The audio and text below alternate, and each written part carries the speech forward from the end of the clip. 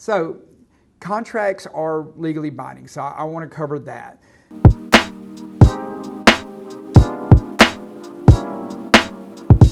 You know, I think they're good. Unfortunately, we live in a world nowadays where things need to be pointed out very clearly. And that is the purpose of the contract, to try its best to point out what everybody is getting in the transaction, what one person is exchanging for another one. And it's important to have that stuff in writing. I know one of the things that happens sometimes is somebody will discuss a purchase with another seller. Say they're buying a home and then they call me and say, hey, I want you to represent me on purchasing a home. We already agreed to a price and it's going to be easy for you. Well, guess what? It is never easy because they didn't discuss all the things that go into a real estate contract.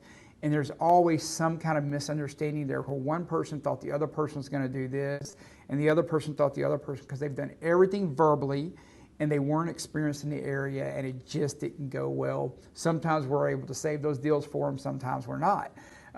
So that's the big thing. Most importantly, make sure you're doing what you agree to do and you're keeping your word in the contract and not just backing out or not fulfilling your contract because emotionally you think you have a reason and you found a way to justify it in your head. So let's talk about the Tennessee contracts for a second real quick.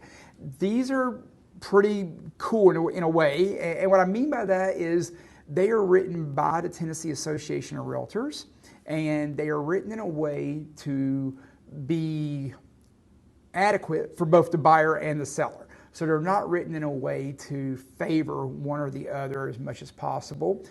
The attorneys that work for the Tennessee Association of Realtors also review these every year, make adjustments as necessary. So guess what? If there's something in that contract, it's probably in there for a reason.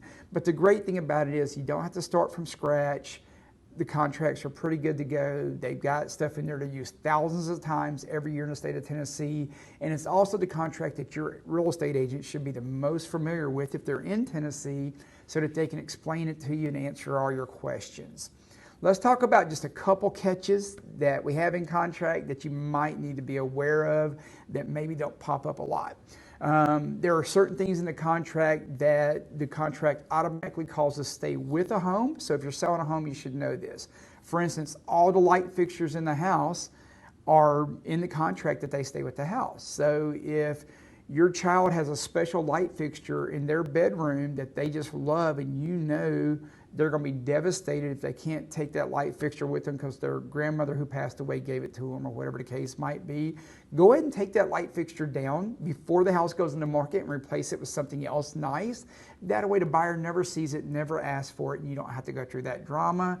And you don't create a whole lot of work for your real estate agent to go back and taking care of it for you, even though we're really good at taking care of those kind of issues. One of the reasons why we're so important. But so that's one catch for the sellers that you have to be aware of for sure. Another one that we see sometimes are TV mounts. Believe it or not, several years ago they added in that TV mounts that are attached to the wall actually stay with the home when it conveys. Not the TV, but the mount itself. So be aware of that. And then the last one I would say, I mentioned this one early, is the repairs. I'm always blown away by people who agree to do repairs and then simply don't do them, or they do them in a terrible manner, or whatever the case might be. If you agree to do repairs, do the repairs. And if you agree to do the repairs, have them done professionally, or if you are capable, you do them the right way. But let's not cheat the people who are nice enough to give us the highest price for our house after we've agreed to it. On the buy side, there's some gotchas that usually revolve around timelines, so you all need to be aware of these. Your lender needs to order and you need to pay for the appraisal within 14 days of binding date. That's super important because the seller should know that everything on the loan is moving forward as it's supposed to and the appraisal is coming out. You should not be delaying that appraisal. The inspection should not be delayed. There's a certain number of days that we put in the contract for the inspection to be performed, and the contract says you are supposed to buy the house as is if you do not make any requests before that deadline. You should know that, and your realtor should help you stay in accordance with that deadline. And then last gotcha for buyers, obviously, earnest money. This is a big deal. The seller can kill your contract if you don't get that earnest money deposited in time. and you absolutely should abide by the guidelines that you put into the contract. And I said lastly, there's lots of other gotchas, but those are probably some of the top ones that we have, okay? Can you legally get out of a contract? Well, you know, there's contingencies in the contract for the buyer, not very many contingencies for the seller. Sometimes you can legally get out of a contract, sometimes you can't. Obviously, that's a question for your attorney. Sometimes it's pretty clear cut and everybody knows that, hey, this buyer couldn't obtain financing, so it clearly falls within their financing contingency, and that is one of the three contingencies that's in just about every contract.